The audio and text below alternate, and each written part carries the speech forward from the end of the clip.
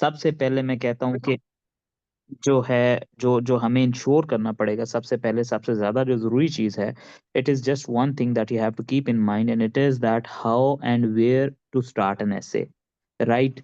मैं हमेशा कहता हूँ कि जब भी आप ऐसे को करने जाते हैं, हम लोग जो रिलायबल इन्फॉर्मेशन होती है ना, वो 2 से 3 सोर्सेज़ की होती है, जिनको हम रिलायबल इन्फॉर्मेशन कहते क्यों हैं पहली बात और दूसरा उनके ऊपर ट्रस्ट क्यों करते हैं और क्यों करना चाहिए, ठीक है? अब अगर आप देखें तो आपके पास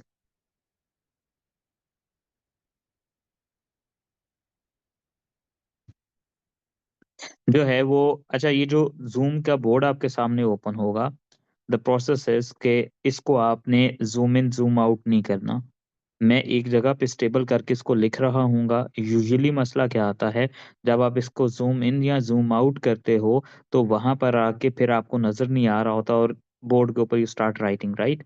एक आधे लेक्चर में ये चीज़ भी करेक्ट हो जाएगी। But before I let you know what to write on board, I am saying this that कभी भी किसी भी एग्ज़ाम के ऊपर जो ऑथेंटिक इन्फॉर्मेशन होती है, वो 3 तरह के सोर्सेज़ की होती है। सिमिलरली हमारे यहाँ भी 3 ऐसे सोर्सेज़ एग्ज़िस्ट करते हैं, जिनको हमने सबसे पहले डीपली स्टडी करना है और उनको स्टडी करने के बाद जो है, हमने आगे मूव करना है। उनमें से जो सबसे पहला हमारा सोर्स आता है, वो हम कहते हैं कि एग्ज़ामिनर रिपोर्ट्स जो हैं, जो कि हमें एफपीएससी की तरफ से मिली हैं, एग्ज़ामिनर रिपोर्ट्स।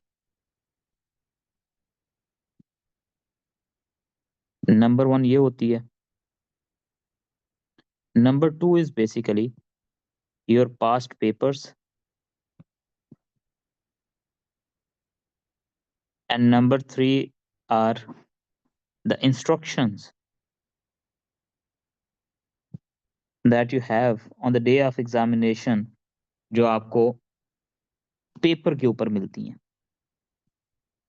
हम सबसे पहले इस एग्ज़ामिनर रिपोर्ट को एनालाइज़ करेंगे, फिर इसकी एक सीक्वेंस को ड्रॉ करेंगे, फिर यहाँ पे इन इंस्ट्रक्शंस को पढ़ेंगे। इन तीनों की बेस के ऊपर हमारे पास एक मेमोरी बन जाएगी किस चीज़ की, कि एग्ज़ामिनर यानी कि कमीशन आपसे क्या डिमांड करता है। कमीशन की डिमांड क्या है? ये जब मेमोरी बन जाएगी तो उसके बाद मैं जो भी आप पढ़ाऊँगा सेल्फ अकाउंटेबिलिटी आप मेरी भी कर पाएँगे, वेदर और not I am teaching you what is required, ठीक है? ऐसा होता है कि मैं कहता हूँ हमेशा पहले से आपको खुद से इक्विप्ड होना पड़ेगा।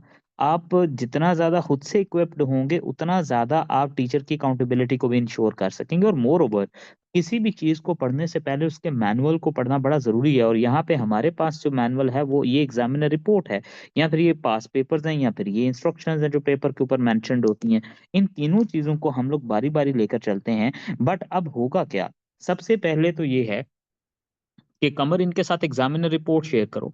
Before I speak a single word और tell you what we are going to do, let me take you back to the examiner report. ये कुछ सालों की है। आज के लिए ये पढ़ें, फिर कल परसों मैं दोबारा किसी और भी एग्जामिनर रिपोर्ट शेयर करूँगा। अभी what you are supposed to do is कि कमर इनको ग्रुप में भी भेज दो, ये और यहाँ पे भी शेयर, बल्कि यहाँ नहीं इनको ग्रुप्स में भेज दो, so that they can open there phones ना। आपने करना यूँ है कि वहाँ पे उन एग्जामिनर रिपोर्ट को निकाल के और मैं जब कहूँगा you have to write, you can not just cram it और remember it, you have to write about it, right?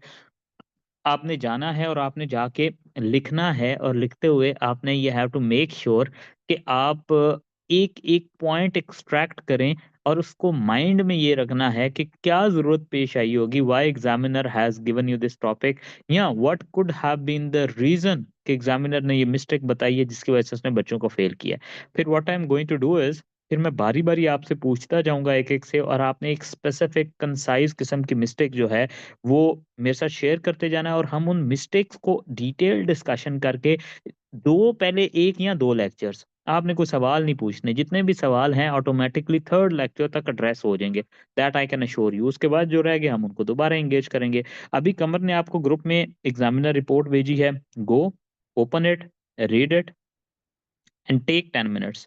Exactly after 10 minutes I will be coming back here और फिर मैं बारी-बारी सबसे इनपुट लूँगा and then will have a constructive discussion on the very foundational weaknesses जो कि candidates commit करते हैं, जिसको एग्जामिनर ने time and again point out किया है।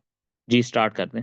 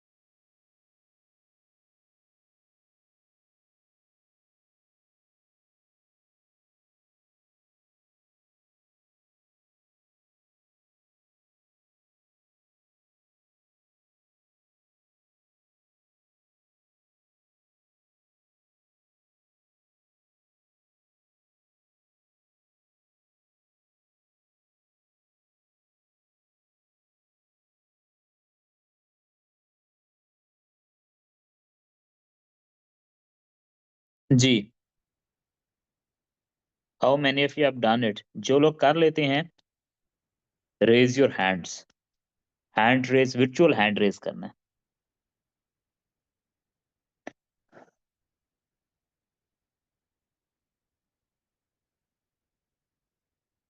जैसे जैसे आप आइंदा के बाद भी कुछ फ्यूचर जो है प्रोटोकॉल्स हैं, जैसे जैसे आप करते जाएं, साथ ही हैंड रेज करते जाएं।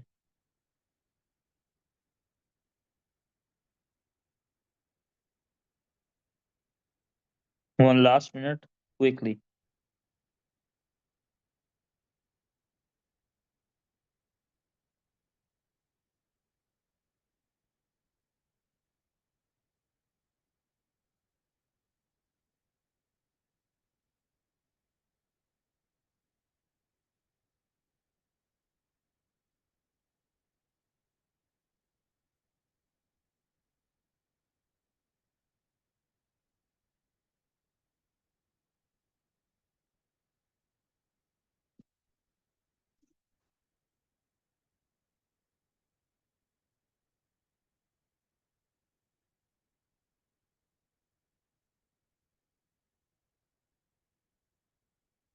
ऑल राइट जी, गुड। अच्छा जी, बारी बारी आप लोगों ने बताते जाना है। एंड अगेन आप में से मेजोरिटी जो हैं, they are zooming in and zooming out, जिसकी वजह से ये ओरिएंटेशन खराब हो रही है पेज की। मेक श्योर कीजिएगा।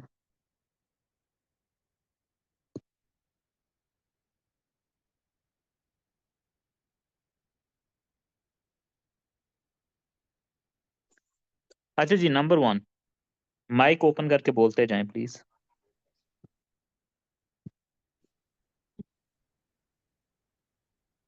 You can open your mic, you can speak. All right, sir.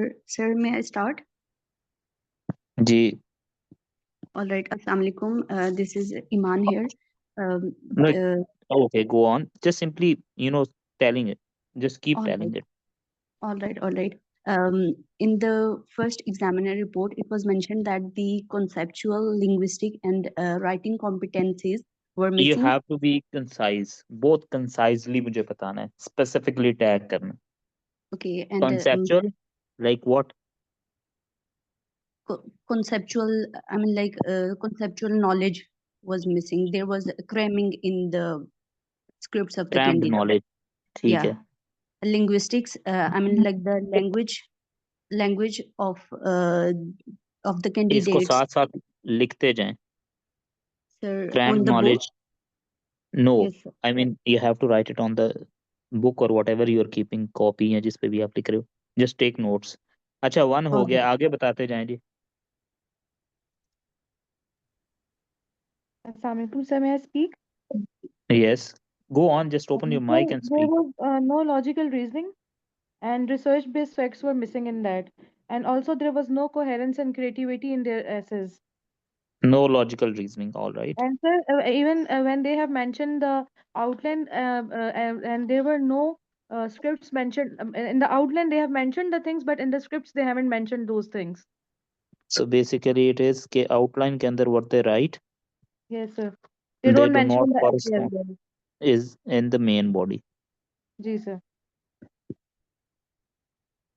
So coherence नहीं होती outline की और main body की आपस में, ठीक है। But there were a lot of grammar mistakes and spelling mistakes.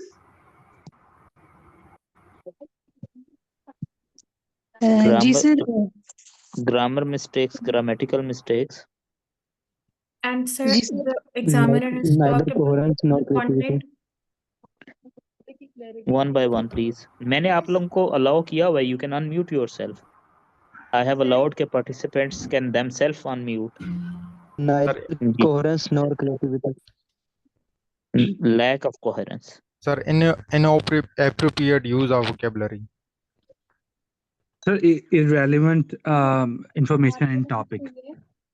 Inappropriate use of vocab, ठीक है। Sir, next is short sentence structure.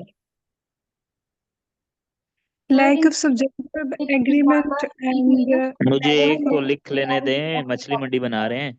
इसलिए आज कमर ने आपको रोल नंबर असाइन नहीं किया, असाइन ही हो फिर रोल नंबर वही जाना है आपने, लेकिन वन बाय वन करें। Inappropriate use of vocab, Sir, lack of subject-verb agreement or a lack of multi-dimensional approach, और उसको बस did not show effect Sir, a student, or lack of subject lack of clarity. verb agreement। और sir, sir a end student पे opt for ready-made material. और sir end पे उन्होंने mention किया 2019 में कि students are not able to perform achieve the word limit. word limit, So no clarity of topic. no clarity of topic, Unable to Lack- differentiate between flawed the sentence structure. Sir lack of lacks critical arguments. Sir, random ideas. भारी Lack वाली of यार, lacking of original thinking. मैं लिख लूं एक minute, Irrelevant content. चलो आप बोलो, मैं नहीं लिखता। Let me write first and then. अच्छा जी, लैक ऑफ Original thinking. ये क्या होती है ओरिजिनल थिंकिंग?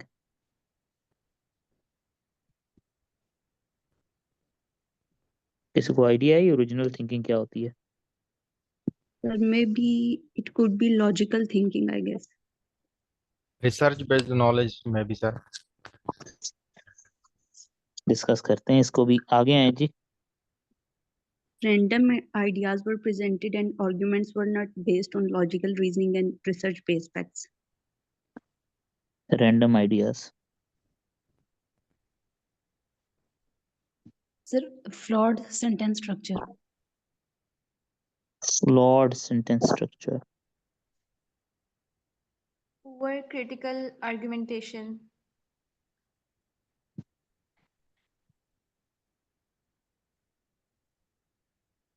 पुअर आर्गुमेंटेशन,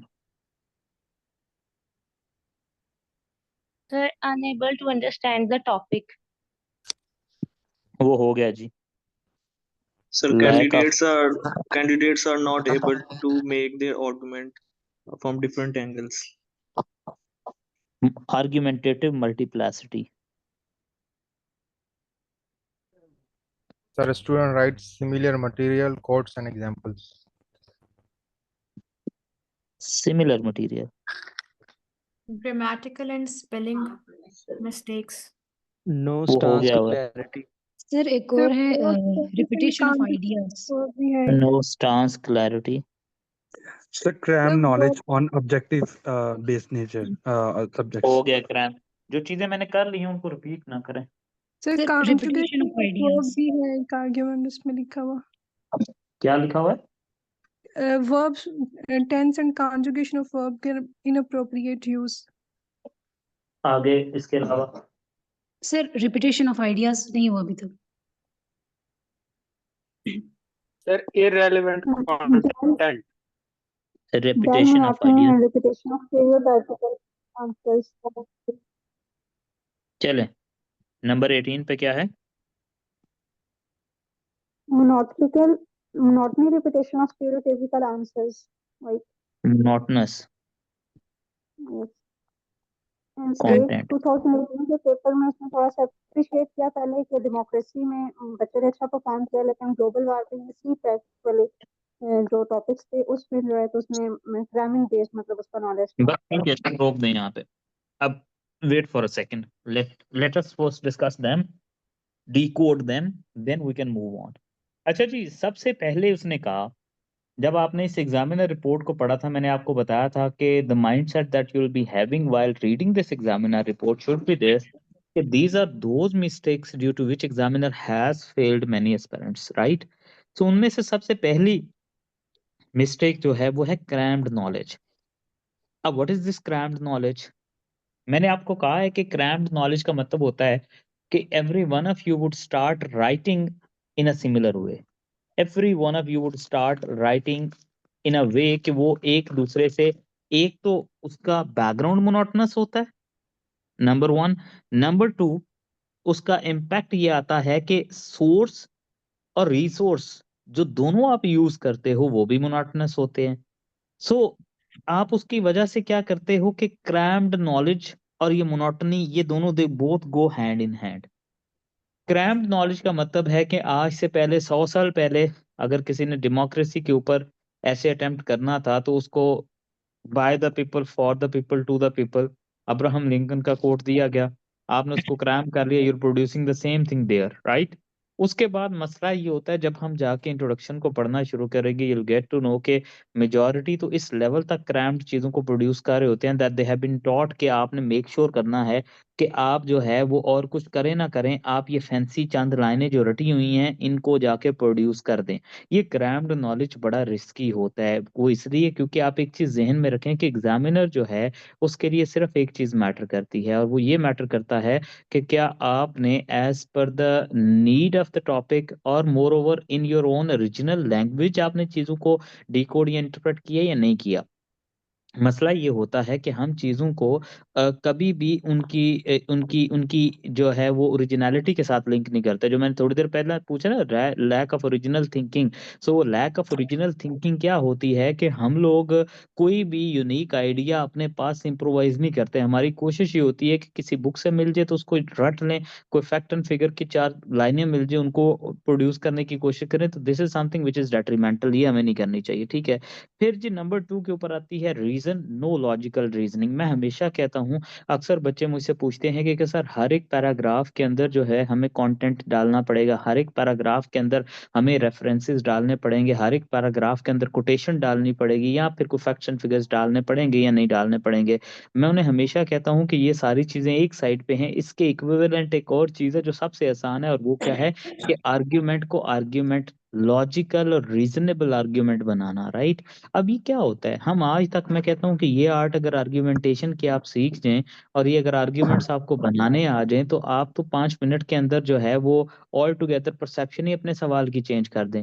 लेकिन मसला क्या है कि हमें आर्ग्यूमेंटेशन आती ही नहीं है, ना ही हमें आर्ग्यूमेंट्स बनाने आते हैं, जिसकी वजह से हमारे साथ होता क्या है कि हम जेनेरिक स्टेटमेंट या स्वीपिंग स्टेटमेंट्स दे आते हैं। जैसे आपने अक्सर सुना होगा, Pakistan biggest challenge is it's economy. This is a sweeping और जेनेरिक स्टेटमेंट। अगर आप इसको रीजनेबल लॉजिकल रीजनेबल आर्ग्यूमेंट में कन्वर्ट करना चाहते हैं तो इसके लिए आपको चाहिए कि आप बताएं कि पाकिस्तान की बिगेस्ट इशू अगर इकोनॉमी है तो ओइंग टू व्हाट, मतलब वो क्या क्या रीजंस हैं, वो क्या क्या चीजें हैं जिनकी वजह से हम कह सकते हैं that this is the biggest issue that Pakistan is facing right now, right. मतलब ये है कि आप ये कह सकते हैं दैट जो हमारी जो foreign direct investment it has declined up till this level, हमारा जो है वो सोरिंग इन्फ्लेशन है, हमारे यहाँ जो है डिक्रीजिंग फॉरेन रिजर्व्स हैं, owing to this one can say that this has become the biggest issue that Pakistan is facing, right. So आपने मेक श्योर करना होता है कि आप आर्ग्यूमेंट के साथ जस्टिस करें, और आर्ग्यूमेंट के साथ जस्टिस क्या होता है, जब वो रीजनेबल लॉजिकल कन्वर्जन होती है उसकी एक जेनेरिक स्वीपिंग स्टेटमेंट की, ठीक है। अभी मैं आपको 1 मिनट के लिए टास्क देता हूं, मैं हमेशा कहता हूं कि देखो ये सारे के सारे सेशन में मैं कुछ भी लेक्चर बेस्ड में नहीं लेके चलूंगा, it's a two way traffic where you have to, I would tell you, I would demonstrate one thing, then you have to reproduce it, right, so that it can stay in your mind। अभी आप लोग एक काम करें, आप लोग 2 minute लें, आप कोई सी भी जेनेरिक स्टेटमेंट पकड़ें, पहले उसको लिखें और फिर उसको आर्ग्यूमेंट में कन्वर्ट करें, ताकि आपको पता हो कि आर्ग्यूमेंटेशन और जेनेरिक स्टेटमेंट में डिफरेंस क्या है। जैसे मैंने आपको बताया, मैंने कहा कि पाकिस्तान बिगेस्ट जो है वो challenge right now is it's economy, तो मैंने इसको कहा ये एक स्वीपिंग और जेनेरिक स्टेटमेंट है। वेयर एज कॉन्ट्रारिली अगर इसको मैं लेके चलूं तो मैं 2-3 ऐसे इंडिकेटर बताऊंगा, रीजंस बताऊंगा, जिसकी बेस पे मैं कहूंगा कि हाँ सोरिंग अनएम्प्लॉयमेंट है, राइजिंग इन्फ्लेशन है, डिक्रीजिंग जो है वो फॉरेन रिजर्व्स हैं, owing to this one can say that at the moment it has become the greatest thing that one can say, right। तो इस तरह करके इसको लेके चलते हैं। अब आप एक जेनेरिक स्टेटमेंट लिखें, उसके बाद उसको आर्ग्यूमेंट में कन्वर्ट करें, जल्दी से 2 मिनट है आपके पास, कोई सी भी statement of your own choice.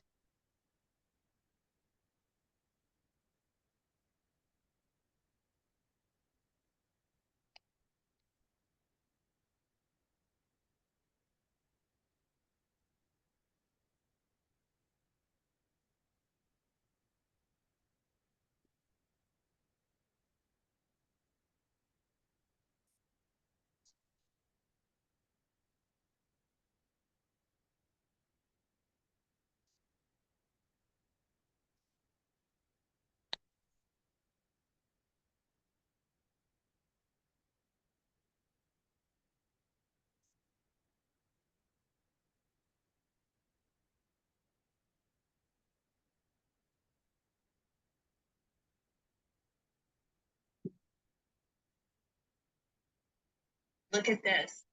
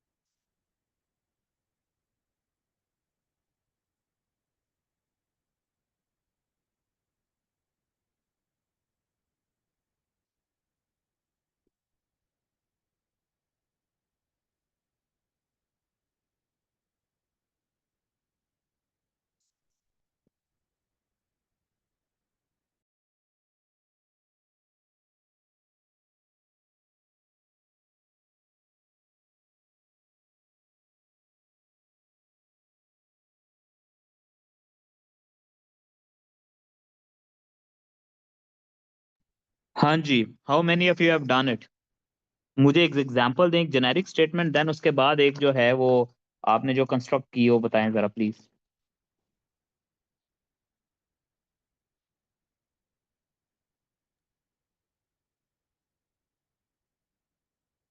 Anybody?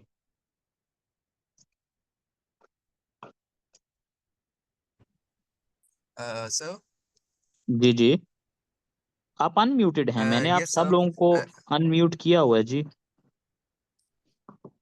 Ji sir अस्सलाम वालेकुम। सर मेरे जहन के अंदर ये एक चल रहा है कि जो when elite is corrupt, if elite is corrupt, then mass there will be a disaster among masses. This is my statement, and I am trying to use the ARES method, which is used in debates. So this is my assertion. My reasoning would be that if there exists corruption, if there exists moral corruption, financial corruption among the elite, so because of the fact that the masses get inspired from to them, so therefore they get influence for them, and resultantly they would also be corrupt. This is the reasoning which I'm using, and then comes the evidence part is there, and the result would be that society as a whole will be corrupt. This is how I'm trying to I sort it got out. your point, Mr. Debater, and that's I see where it comes, right? ठीक है, good Yes. to go, Nasir. Hoping the best, the all the best for you for your journey, inshallah. अच्छा जी, it was okay, it was all right. He was basically having a bit technicality in it, but we'll make it simple, right?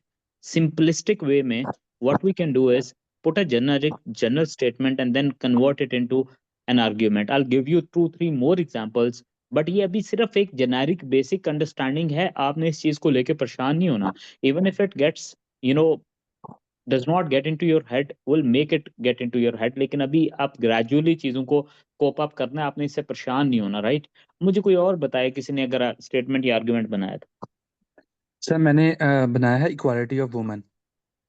तो sir मैंने लिखा है कि gender equality is a myth because even women get their constitutional laws, the mentality of the men cannot be changed. Go again. I said gender equality is myth because even if the women get the constitutional laws in favor of them, mentality of men are going against that. नहीं, यहाँ पे देखें ना, you have to prove it. If you are saying that it is a myth, then you have to give me logical argumentation proving that it is a myth. Okay. By just these are certain points, right? Yes sir, Pakistan की तो मिसाल हम बाद में देते हैं, पहले US में सर अभी भी जो है ना डिफरेंसेस इन जो है ना वेजेस वो एग्जिस्ट करता है वुमेन का और मेन का, और वहाँ पे कॉन्स्टिट्यूशनल तो उनके पास सारे राइट्स हैं वुमेन के पास, मगर फिर भी जो मस्कुलाइन मेंटालिटी है वहाँ पे वो फिर सर वेजेस में रिफ्लेक्ट होती है। अच्छा देखें, बेसिकली ये है कि अगर आपने इसको एक प्रॉपर स्टेटमेंट बनाना था, where you have to explain that gender equality is a myth in our society or across the globe, you have to come up with this very argument that it is a myth owing to the different wage gaps. It is a myth owing to the gender specific roles. It is a myth owing to the increasing domestic violence. It is a myth owing to, and you have to at least mention 2, 3, 4, 5 points, और उनकी base के ऊपर you would have said that it is a myth. I would have convinced myself that you're saying an argumentatively rational thing in it, right? अब इस चीज को जरा सा ना put a full stop to it. I don't want to confuse you. अभी कोई मसला नहीं है. We don't need to have अभी से इसकी लर्निंग we don't need. अभी इसको जरा पेस के ऊपर लेके चलते हैं, फिर आगे आए नंबर 3 के ऊपर। नंबर 3 के ऊपर इट सेज कि आउटलाइन जो है वो मेन बॉडी में रिफ्लेक्ट नहीं होती। ये बड़ा एक बहुत बड़ा एक कंसर्न है और एक जेन्युइन इशू है। अच्छा, आपको जब मैं अनम्यूट करता हूं फिर आप बाद में म्यूट कर लिया करें। अभी all of the handling is in your hand. आप चाहें तो खुद को म्यूट और अनम्यूट कर सकते हैं, बट मेक श्योर कि जब अब मैं लेक्चर बोलना शुरू कर दूं तो उसके बाद म्यूट रखा करें खुद को। सो outline is not being reflected in main body and main body is not being reflected in outline. That's the whole concern. अब होता क्या है, we have been taught कि आपने जो कुछ आउटलाइन में लिखना है at any cost इसकी रिफ्लेक्शन हमें कहीं ना कहीं किसी ना किसी सूरत में आपकी मेन बॉडी में आनी चाहिए, और मेन बॉडी में कोई ऐसा पॉइंट नहीं होना चाहिए जो स्किप हो रहा हो, जो आउटलाइन में रिफ्लेक्ट ना हो रहा हो। हम करते क्या, हम लोग आउटलाइन को बड़ा शॉर्ट बनाते हैं क्योंकि हमें ये बताया गया है कि एक सब हेड। अभी आपको अगर नहीं पता सब हेड क्या होता है तो मैं बता दूंगा, नो वरीज। पहले 2-3 lectures are like floating, it is like more like flying in the air and you don't know the destiny, but automatically at least learn the feel the movement of your wings। अभी बस उधर तक रहना आपने। सो कहा ये जाता है कि आप आउटलाइन को कंसाइज बनाया करें, क्योंकि अगर आप आउटलाइन कॉम्प्रिहेंसिव बनाएंगे तो फिर मेन बॉडी में हर एक जगह के ऊपर हर एक पॉइंट को प्रूव करना would be something very difficult. लोग इस डर की वजह से बड़ी शॉर्ट सी आउटलाइन बनाते हैं। हमने ये काम नहीं करना। हमने आउटलाइन के अंदर जो कुछ भी लिखा होगा मेजर और माइनर यानी मेन और सब हेड्स के अंदर, वो सारी की सारी चीज आपकी रिफ्लेक्ट होनी चाहिए मेन बॉडी के अंदर। मैं एट द सेम टाइम आपको इस चीज से डरा नहीं रहा कि एग्जामिनर जो है वो आपकी आउटलाइन को अलग से रखेगा और फिर बारी बारी एक एक पॉइंट को देखेगा आपने मेन बॉडी में दिया या नहीं दिया। लेकिन at the same time examiner कहीं ना कहीं इस चीज को लेके कंफ्यूज भी बहुत होता है। हमने उस चीज को नहीं बीच में लेके आना। So need to make sure that हमारी आउटलाइन जो है और हमारी जो मेन बॉडी है, इन दोनों के बीच में एक स्टार्क डिफरेंस एग्जिस्ट करता हो। एट द सेम टाइम ये दोनों एक दूसरे को जो है ओवरशैडो करती हूँ, राइट। फिर आ जाता है जी ग्रामेटिकल मिस्टेक्स हैं ऑफ मेनी टाइप्स। ठीक है, अभी इस चीज़ को यहाँ पे हम लोग ना ओपन अप नहीं करेंगे, बट मेरे लिए मैंने आपको, अगर आपने ओरिएंटेशन ली थी तो मैंने वहीं पे भी बोला था that for me the biggest grammatical mistake that you ever commit is कि आपको अगर एस और ई एस का इस्तेमाल नहीं आता, so you have to make sure कि आप एस और ई एस इन दोनों के इस्तेमाल से you should be very well aware, right. उसके बाद है लैक ऑफ कोहेरेंस। अब लोग कोहेरेंस को बड़ा गलत इंटरप्रेट करते हैं। लोग समझते हैं कि कोहेरेंस का मतलब है coherence in between the paragraphs. वैसे अगर आप देखें तो आपके पास टोटल जो है वो आपके पास एक आउटलाइन आती है, एक इंट्रोडक्शन आता है, एक मेन बॉडी होती है और एक कंक्लूजन होता है। तो कहा यह जाता है कोहेरेंस का मतलब है कि जो 16-17 पैराग्राफ आप लिखने जा रहे हैं वो कोहेरेंट हो। No, not at all. आपकी आउटलाइन जो कुछ बनाई है आपने, it should be reflected into your main body, it should be again reflected in your introduction and till conclusion. This is called coherence, that every dot should connect by the end. और जिस तरह हम लोग अब start करेंगे officially अपनी outline को बनाना, तो आप देखिएगा आउटलाइन के रूल्स अलग होंगे, इंट्रोडक्शन के रूल्स अलग होंगे, मेन बॉडी के रूल्स अलग होंगे, कंक्लूजन के रूल्स अलग होंगे, बट इवेंचुअली आप ये चारों रूल्स को अगर देखोगे तो together they would connect with each other, right. हमने मेक श्योर करना है कि इस चीज को हम इस तरह लेकर चलें, राइट। उसके बाद आ जाते हैं जी इनअप्रोप्रिएट यूज ऑफ वोकैबुलरी। हमें ये चूंकि सिखाया गया है शुरू से है कि आपने वोकैब जो है उसके ऊपर बड़ा फोकस करना है, क्योंकि आप जितना फैंसी लिखोगे एग्जामिनर उतना ज्यादा आपसे कन्विंस होगा। आप जितना ज्यादा आर्टिस्टिक लिखोगे, जितना फ्लॉवरी आप वोकैब यूज करोगे, एग्जामिनर उतना ज्यादा आपसे कन्विंस होगा। No, this should not be the case. Examiner कभी भी इस बात पे कन्विंस नहीं होता कि आप कितना फ्लॉवरी लिख रहे हो। एग्जामिनर इस बात पे कन्विंस होता है कितना आपकी जो वोकैब है वो फिट इन द सिस्टम बैठती भी है, या सेंटेंस की नीड में आती भी है नहीं। हम लोग क्या करते हैं, वो start our preparation with cramming 1000 GRE का लफ्ज याद कर लो, आप सैट का लिस्ट 1 कर लो, 2 कर लो। आपको कहा जाता है कि आप ये मेमोरी बेस बड़ी स्ट्रांग बनेगी। फिर यही आपको कहा जाता है डॉन के जो है ना न्यूज़पेपर के अंदर से वर्ड्स को निकालो, उन वर्ड्स को यूज करना। जो देखो जो चीज आपकी एक नेचुरली इनबिल्ट है ना, जो वोकैब आपकी 15-16 साल के एजुकेशन सिस्टम के बाद इंस्टिल्ड है आपके अंदर, उससे 15-20% तो ऊपर नीचे आप कर सकते हैं। लेकिन अगर आप ये समझें कि ऑल टुगेदर आप टोटली न्यू वर्ड्स लाकर और फिर उनकी इनफ प्रैक्टिस भी ना की हो, और आप ये एक्सपेक्ट करें कि आप उनको लिखेंगे और आप उनका जस्टिस करेंगे उनकी उस प्लेसमेंट का, तो that would be something hard.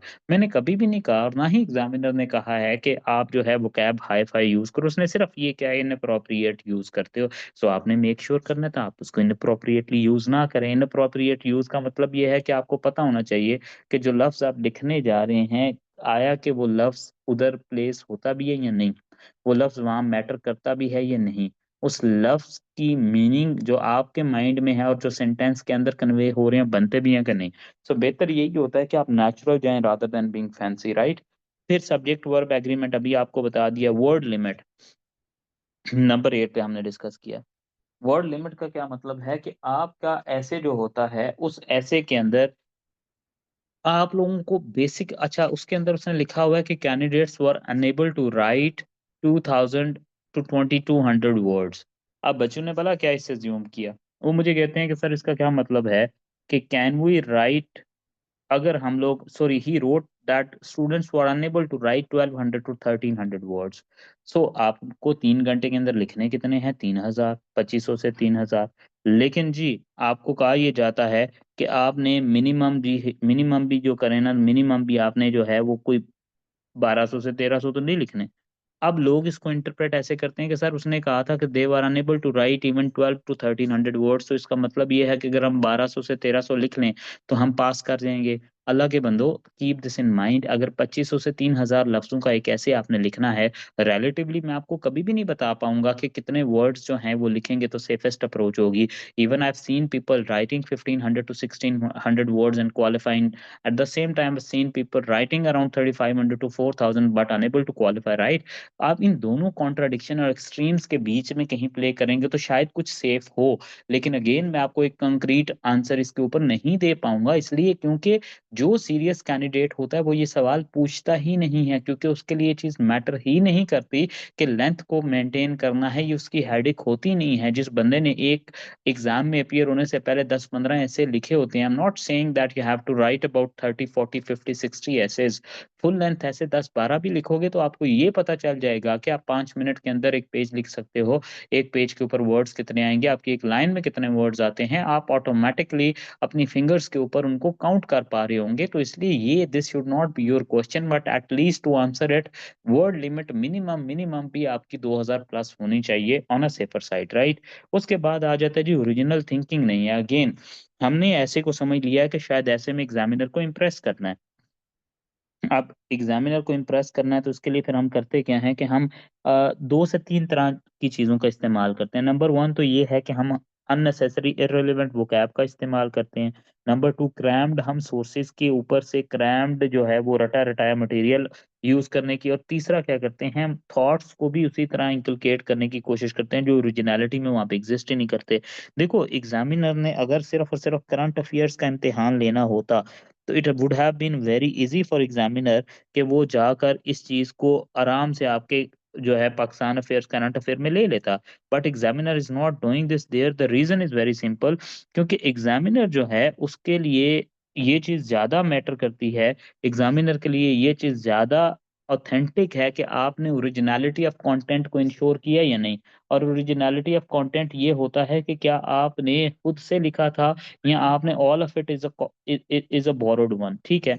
हमने इस चीज को मेक श्योर करना है कि हमारा बोरोड कंटेंट ना हो, आइडियाज ना हो, बोरोड हमारी लैंग्वेज ना हो। ये सारी चीजें वन और द अदर वे जो है वो आपको एक डेट्रीमेंटल इफेक्ट के अंदर ट्रैप कर देती हैं, राइट।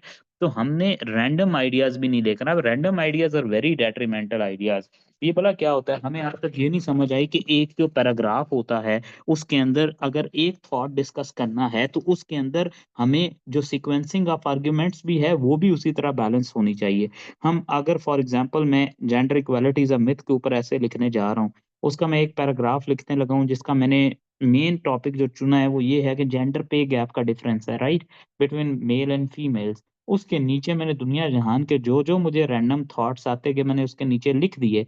इसीलिए कहते हैं कि कोहेरेंस क्या है इन बिटवीन द पैराग्राफ, तो सही है बट एक पैराग्राफ के अंदर भी होनी चाहिए।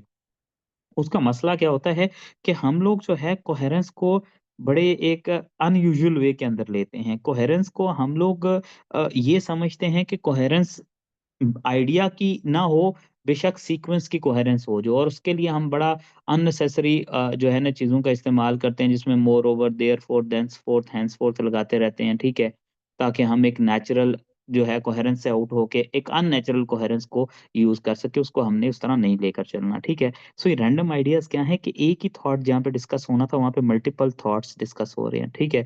हमने इसको बीच में नहीं लेकर आना, हमने इसको अवॉइड करना है। फिर जी उसके बाद फ्लॉड स्ट्रक्चर है, sentence structure. Nasir, originality of content is this, that if I have to write on Pakistan's economic challenges, ठीक है, I would have the basic knowledge of it and then I would reproduce. Crammed is basically कि मैंने कहीं पे पढ़ा था, मैंने उसको मेमोराइज कर लिया और मैंने एग्जैक्टली वही रिप्रोड्यूस कर दिया। वो जो क्रैम्ड है वो मोनोटोनस हो जाता है, सिमिलर हो जाता है कि हो सकता है मेरे अलावा 10 लोगों ने और वहां से पढ़ा हो, उसी चीज को वहां पर लेकर आ जाएं, ठीक है। सो ओरिजिनलिटी ऑफ आइडिया ये होती है कि मुझे अगर कहा गया है कि पाकिस्तान का इशू क्या है, तो मैं थोड़ा सा अपना भी थॉट पैटर्न इनकलकेट करूं इसके अंदर और बेसिक रुडिमेंट्री लेवल के नॉलेज को इनकॉर्पोरेट करूं। लेकिन मसला कहाँ पे ओरिजिनेट होता है, मसला यहाँ पे आता है जब मैं ऑल टुगेदर रिकमेंडेड सोर्सेज में से क्रैम्ड मटेरियल उठाता हूँ और उसी को प्रोड्यूस करना शुरू कर देता हूँ। जैसे मैंने देखा है कि मेजॉरिटी स्टूडेंट्स क्या कर रहे होते हैं कि जब वो गवर्नेंस के ऊपर ऐसे आता है तो गवर्निंग द अनगवर्नेबल की उन्होंने लाइनें क्रैम की होती हैं प्रॉपर, वो लाइंस जो है एग्जैक्टली उसी तरह रिप्रोड्यूस कर जाते हैं। अब वो बोरोड एक्सप्रेशन आ जाता है।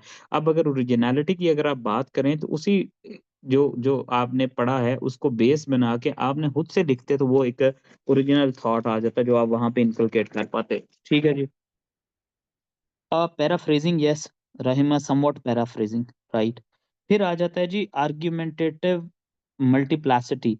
मतलब कि एक आर्ग्यूमेंट के डिफरेंट एंगल्स एग्जिस्ट करते हैं। आपको मैं एक चीज़ बताऊँ, इसी तरह इसको थोड़े से ब्रॉडर स्पेस पे ले जाएँ तो हर एक टॉपिक के अंदर मल्टीप्लिसिटी ऑफ आर्गुमेंटेशन होती है, राइट?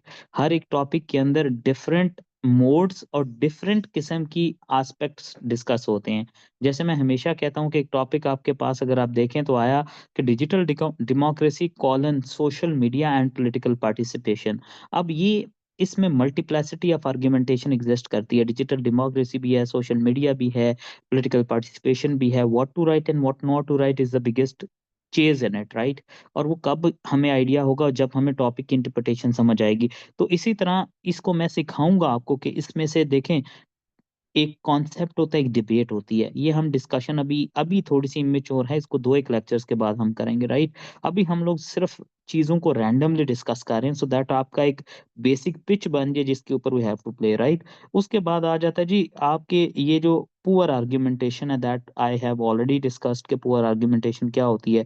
फिर जो है उसके बाद सिमिलर मटेरियल आ जाता है, दैट्स अगेन इज़ समथिंग जो कि एक मतलब सेम सोर्स होता है, सेम आप इसीलिए तो मैं देखता हूँ अक्सर लोग जो है वो आके क्या कह रहे होते हैं कि सर हमें रिकमेंड कर दें कि हम कौन-सी बुक्स को पढ़ें, सर हमें रिकमेंड कर दें कि हम कौन से सोर्स को यूज़ करें। हालाँकि बंदो keep this in mind that essay is basically your thought. Examiner is only interested in one thing, your language, your thought, your expression, your structure, keeping in mind the generic basic principles of writing. ठीक है? इसका नाम essay है। It is not basically crammed material, crammed thought in it, right? तो उसको हमने avoid करना है। उसके बाद आ जाता है जी कि हमने स्टांस क्लैरिटी नहीं आती बीच में। बहुत बड़ा एक इश्यू है स्टांस क्लैरिटी का। स्टांस क्लैरिटी का मतलब क्या है कि टॉपिक के अंदर से हमने किस चीज़ पे क्या लिखना था, वो तो हम अहज़ ही नहीं कर पाते, उसको हम समझ ही नहीं पाते। स्टांस क्लैरिटी देने का मतलब ये नहीं होता कि आपने उस टॉपिक के ऊपर से कौन-सी साइड को चूज़ किया। इट इज़न्ट आर बेसिक वो प्राइमरी लेवल की डिबेट्स जो आपकी हुआ करती थी कि तुम डिक्टेटरशिप की तरफ हो और तुम डेमोक्रेसी की तरफ हो। स्टांस क्लैरिटी का मतलब है जो टॉपिक के अंदर चीज़ पूछी गई है, आपने उसको पिक किया भी था या नहीं किया था। ये नहीं करना कि मैंने उसके ऊपर क्या स्टांस लिया। स्टांस क्लैरिटी का मतलब है टॉपिक को इंटरप्रेट किया या नहीं किया। उसमें काफ़ी ज़्यादा इश्यूज़ आते हैं। फिर उसके बाद आ जाते हैं जी रेपुटेशन ऑफ आइडियाज़ होते हैं। मतलब कि आप चूँकि यूजुअली ओरिजिनेट क्यों होता है ये चीज़? जब आप बहुत ज़्यादा अननेसेसरी एक्सेसिवली रिटन प्रैक्टिस नहीं करते और आपकी सिर्फ़ और सिर्फ़ रीडिंग जो है, वो रीडिंग ही होती है, तो उसका एक डेट्रिमेंटल इम्पैक्ट क्या आता है कि आपको फिर आर्ग्यूमेंट्स को जो है वो ट्विस्ट करके लिखना नहीं आता। मैं हमेशा कहता हूँ कि जब भी आप कोई ऐसे मोड यूज़ करेंगे जिसमें क्रैम्ड एलिमेंट इन्वॉल्व्ड होंगे, ठीक है? क्रैम्ड एलिमेंट इन्वॉल्व्ड होने का मतलब ये है कि जिसके अंदर जो है वो सोर्सेज़ जो हैं वो आपके स्पेसिफाइड होंगे, तो तब आपको ये इश्यू आएगा कि आप कभी भी जो है वो जेन्युइन आइडियाज़ को इनकॉर्पोरेट नहीं कर पाएँगे, ठीक है? सो ये भी बहुत बड़ा एक इश्यू आ जाता है जो हमें वहाँ पे फेस करने को न मिलता है, ठीक है? सो उसके अलावा ये है कि हमारे पास जो है एक मोनोटोनस कंटेंट आता है तो मोर और लेस अगर मैं आपको बताऊं तो I was watching an Indian interview जो क्वालिफायर थी यूपीएससी की she was of the view that there are 2 to 3 things which are very detrimental. वो 2 से 3 चीजें क्या हैं उनमें नंबर 1 के ऊपर तो ये है कि आपकी राइटिंग मैकेनिकल राइटिंग हो जाए। व्हेन आई से मैकेनिकल राइटिंग तो इसका मतलब ये है कि आप लोग बजाय ये कि इंडिविजुअलिटी और अपना अपना जो है वो एक फ्री फ्लो के साथ लिखें। मैकेनिकल ये होता है कि आपने मैकेनिक्स इन्वॉल्व कर दी। मैकेनिक्स इन्वॉल्व करने का मतलब क्या होता है कि आप लोगों ने ये गलती कर दी कि आप हर एक चीज़ को फॉर एग्ज़ाम्पल आप आउटलाइन है तो 2 सफ़ों से ज़्यादा एक्सीड नहीं करेगी, आपकी इंट्रोडक्शन है तो इतने वर्ड्स पे होगा, आपका पहला पैराग्राफ है तो वो इस चीज़ के बारे में होगा, आउटलाइन में सबसे पहले ये आएगा, उसके बाद ये आएगा, उसके बाद ये आएगा, ठीक है? Things like this. ये इस तरह की मोनोटनी जो है ना, ये बेसिकली मैकेनिकल कर देती है आपकी राइटिंग को। मैं कहता हूँ कि आपके माइंड में कोई रूल ऐसे को लेकर नहीं होना चाहिए कि ये रूल अप्लाई करोगे तो ये चीज़ होगी, ये रूल अप्लाई करो तो ये। तो एक तो उसने कहा कि मैकेनिकल राइटिंग और दूसरा उसने कहा मोनोटोनस एसेस राइटिंग, ये 2 चीज़ें जो हैं ये ऐसे की ओरिजिनैलिटी को कॉम्प्रोमाइज़ कर देती हैं, जिसकी वजह से एग्ज़ामिनर इम्प्रेस नहीं होता। आप ये क्यों नहीं सोचते कि एग्ज़ामिनर, अब मैं यहाँ पर 100 पेपर चेक करता हूँ, फॉर एग्ज़ाम्पल मेरा जो मंथली इवैल्यूएशन सेशन होता है, तो मुझे पता चल जाता है कि इसका सोर्स क्या है। तो आप इमेजिन करें कि उसने अगर 4000 का बंडल चेक करना है, तो आपको नहीं लगता कि वो वहाँ पे बैठ के जो है वो ये चीज़ें देख रहा होगा, ऑब्ज़र्व कर रहा होगा कि ये बंदा लिख क्या रहा है, ये बंदा कर क्या रहा है, ठीक है? ये बंदा करना चाहता क्या है, इसने सोर्स कौन-सा यूज़ किया होगा, ये मोनोटोनस हो रहा है, ये वो। तो इसलिए आपने ये चीज़ ज़हन में रखनी है कि अननेसेसरीली हमने इन चीज़ों को बीच में नहीं लेकर आना कि हम जो है वो क्रैम्प्ड चीज़ों को जो है वो यूटिलाइज़ करें और फिर रूल्स को अननेसेसरीली फ़ॉलो करें, राइट?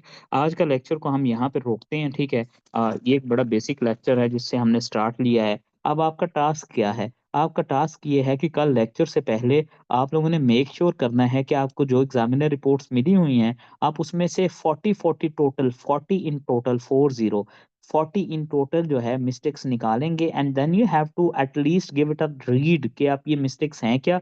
कल हम उनको डिस्कस करेंगे और प्रोबेबली कल या फिर उससे नेक्स्ट क्लास में will start writing our outline, और आउटलाइन की बेस के ऊपर फिर हमारा पूरा स्ट्रक्चर फॉर्मली स्टार्ट हो जाएगा, ठीक है जी? अभी आपके माइंड में जितने भी क्वेश्चंस हैं, अभी उनको करना नहीं है, at least hold them for 2 classes, एक आज की होगी, एक नेक्स्ट, उसके बाद यू कैन क्वेश्चन, ठीक है? और उसके बाद मेजॉरिटी क्वेश्चंस आपके ऑटोमेटिकली एड्रेस हो जाएंगे, राइट? तो टास्क ये है कि कल आपने अपना पेजेस के ऊपर 40 इश्यूज जिनकी बेस के ऊपर एग्जामिनर रिपोर्ट के अंदर एग्जामिनर ने बच्चों को फेल किया था, you have to pen them down and will discuss them tomorrow इंशाल्लाह। And whenever I give you any task, make sure that you do not, you know, you don't do this कि आप उसको करके ना लाएं, otherwise मसला हो जाएगा, राइट? सो ठीक है जी, इंशाल्लाह।